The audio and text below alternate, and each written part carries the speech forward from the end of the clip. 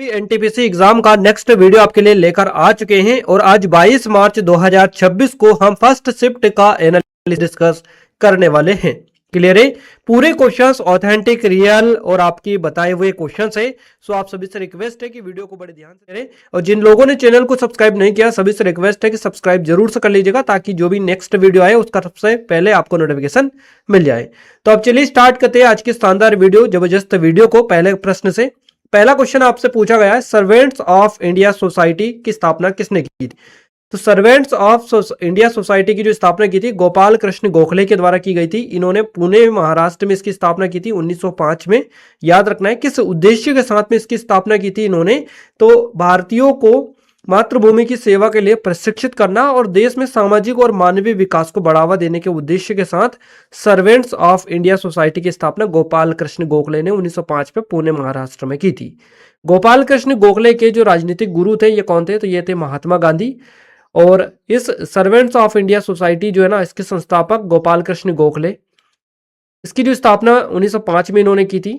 कहां पर की थी? पुणे महाराष्ट्र में। तो ये पॉइंट आपकी एग्जाम में सीधे सीधे बनते हैं, इसीलिए यहां पर हमने पॉइंट रखे हैं। तो राष्ट्र सेवा, सामाजिक सुधार, वंचित वर्गों का उद्धार और शिक्षा का प्रसार के लिए। और इसके सदस्य कौन कौन है? इसके सदस्य आजीवन देश सेवा का व्रत लेते थे जो सदस्य इसमें होते थे।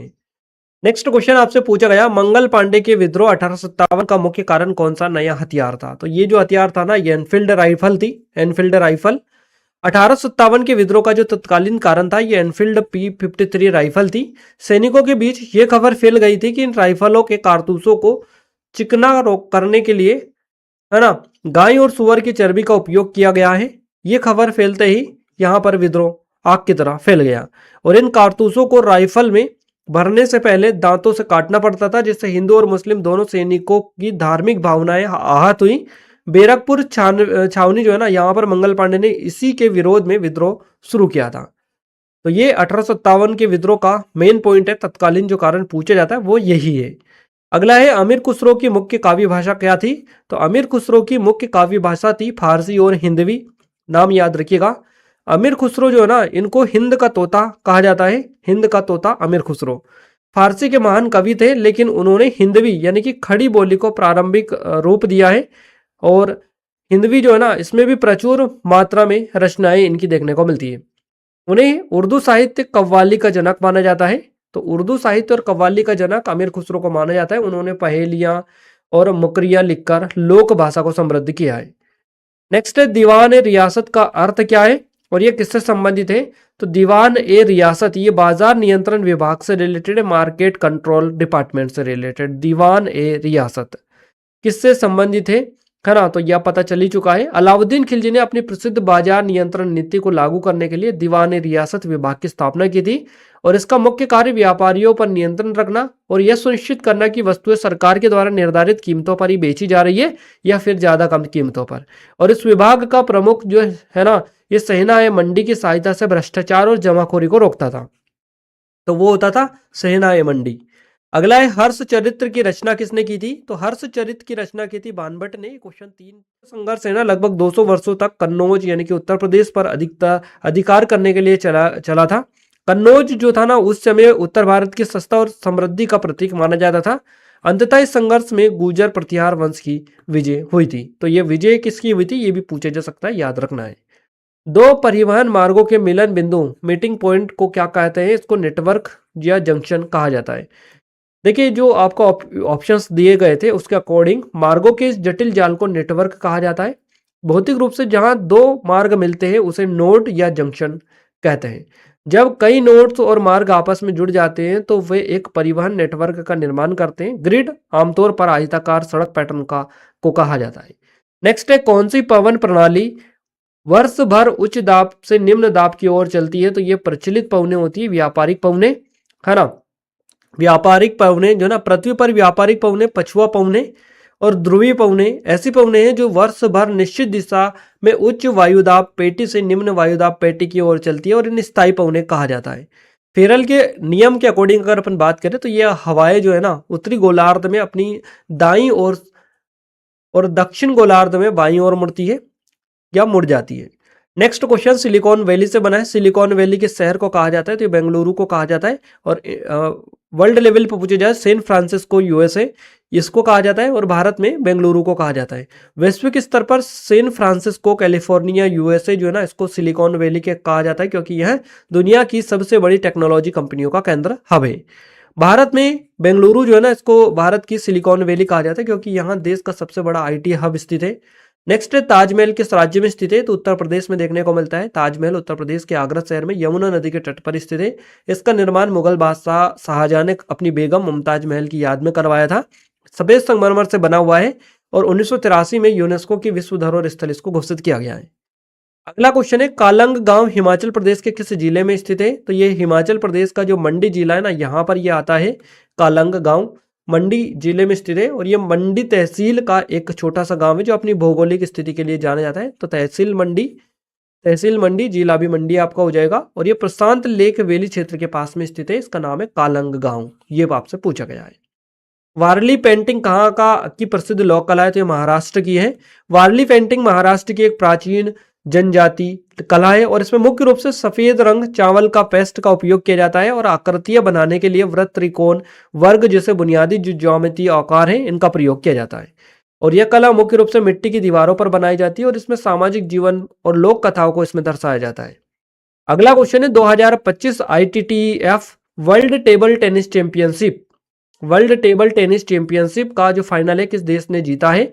चाइना ने जीता है। टेबल टेनिस की दुनिया में चीन का दबदबा कायम है और वर्ष 2025 की विश्व चैंपियनशिप में भी चीनी जो खिलाड़ी हैं इन्होंने पुरुष और महिला दोनों वर्गों में शानदार प्रदर्शन करते हुए स्वर्ण पदक अपने नाम किया है।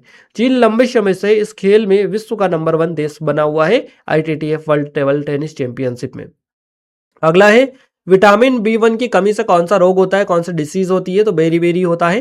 विटामिन B1 जिसे थायमिन भी कहा जाता है इसकी कमी से बेरी रोग होता है और इसके मुख्य लक्षणों में मांसपेशियों में कमजोरी, वजन घटना, तंत्रिका तंत्र, नर्वस सिस्टम में समस्या शामिल है। पालिश किए हुए चावल का अधिक सेवन करने वाले क्षेत्र में समस्या जो है ना आम देखी जाती है या अधिक देखी जाती है। इन्फ्लुएंजा के लक्षण और इससे होने वाली बीमारियां क्या है। तेज बुखार, खांसी और जुकाम इसके लक्षण भी हो सकते हैं, बीमारियां भी हो सकती है। तो इन्फ्लुएंजा एक संक्रामक श्वसन रोग है।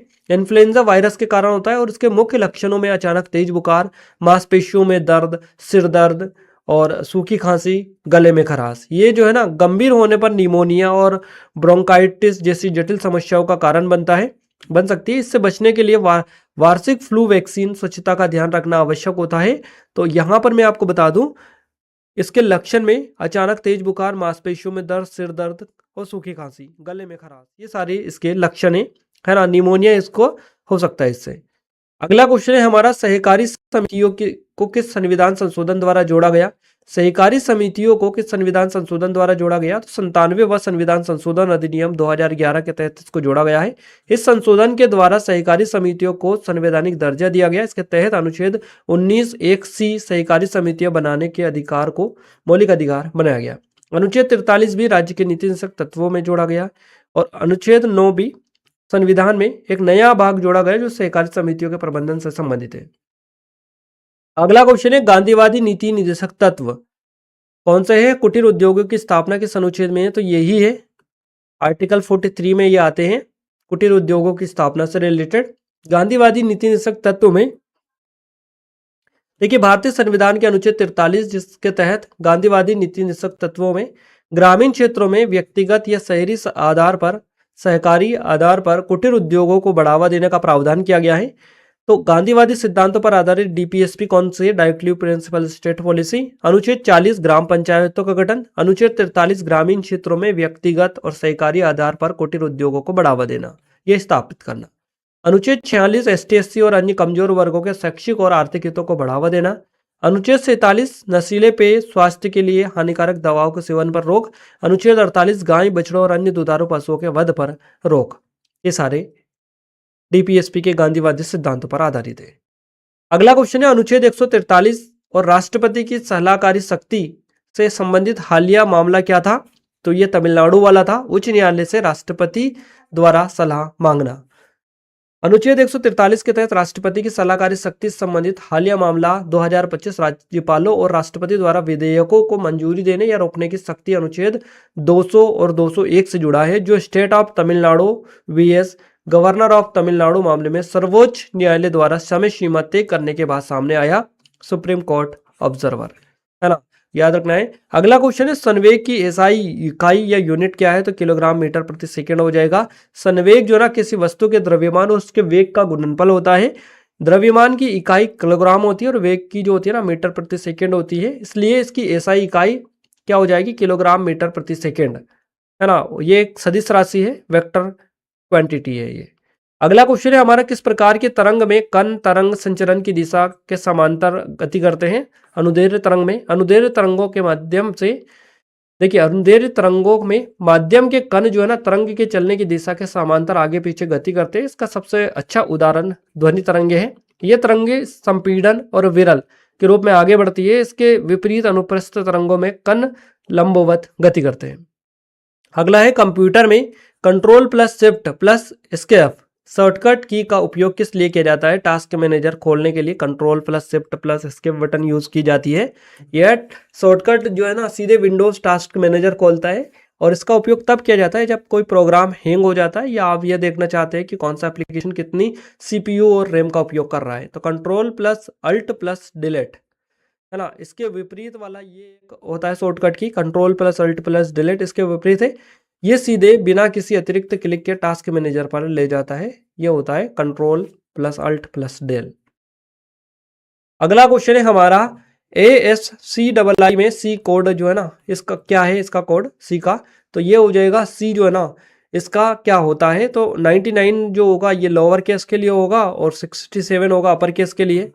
तो American standard code for information interchange में प्रत्येक अक्षर का एक संख्यात्मक मान होता है, बड़ा सी 67, छोटा सी 99। तो कंप्यूटर डेटा को प्रोसेस करने के लिए इन बाइनरी कोड्स का उपयोग करता है। अगला है वर्ष 2024 में औसत आयु के मामले में कौन सा देश सबसे युवा है, तो मध्य अफ्रीकी गणराज्य है सबसे युवा, दुनिया का सबसे युवा देश है जिसकी औसत आयु सबसे कम लगभग 14.5 भी ना 14.4 से 14.5 वर्ष के बीच में है। इसके बाद नाइजीरिया और सोमालिया का स्थान आता है जहां भी अधिकांश आबादी जो है ना 18 वर्ष से कम है।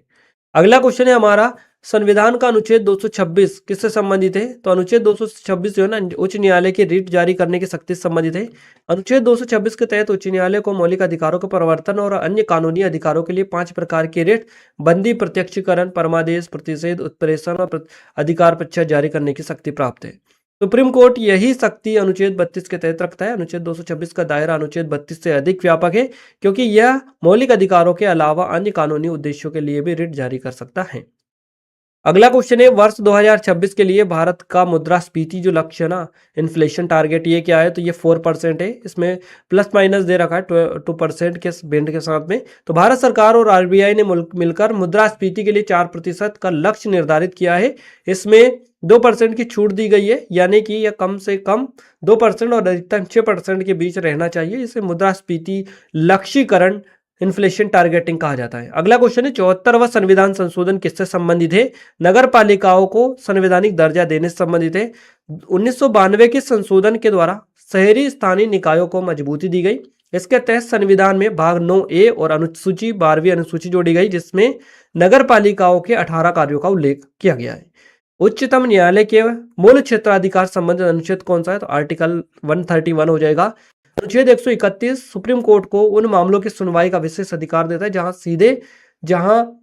सीधे वहां शुरू होते हैं, जैसे कि भारत सरकार और एक या अधिक राज्यों के बीच विवाद, 2 या 2 से अधिक राज्यों के बीच विवाद, यह संघीय विवादों को सुलझाने का प्राथमिक मंच माना जाता है। इसके अलावा कुछ और भी क्वेश्चन है, जैसे कि मैथ्स में एक ऐसे बता रहे थे कि ये क्वेश्चन ऐसा था कि 7 कंस्टिट्यूट नंबर दे रखे थे, मीन 0 होता है तो स्टैंडर्ड डिवीजन पूछा था आपका इस टाइप से, एम की वैल्यू का डिफरेंट इफ, और ये हाई प्रेशर से लो प्रेशर हवा जो है ना वाला क्वेश्चन हमने अभी आपको कवर करवाया है। मौसमी पवन इस टाइप से था एक क्वेश्चन। आर्टिकल 131 वाला ये क्वेश्चन अभी हमने डिस्कस किया, ये वाला क्वेश्चन था आपका एक। क्लियर है। सुप्रीम कोर्ट का रीजनिंग इजी थी, मैथ्स इजी बट कैलकुलेटिव था, ये बता रहे हैं सागर खंडेलवाल जी।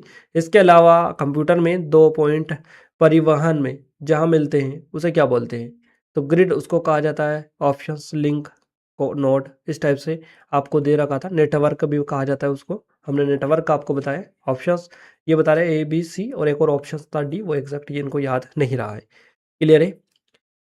और यहाँ पर मैं आपको और बता दूं, एक और क्वेश्चन था ASCII वाला, इसमें इनक्रिप्टेड कोड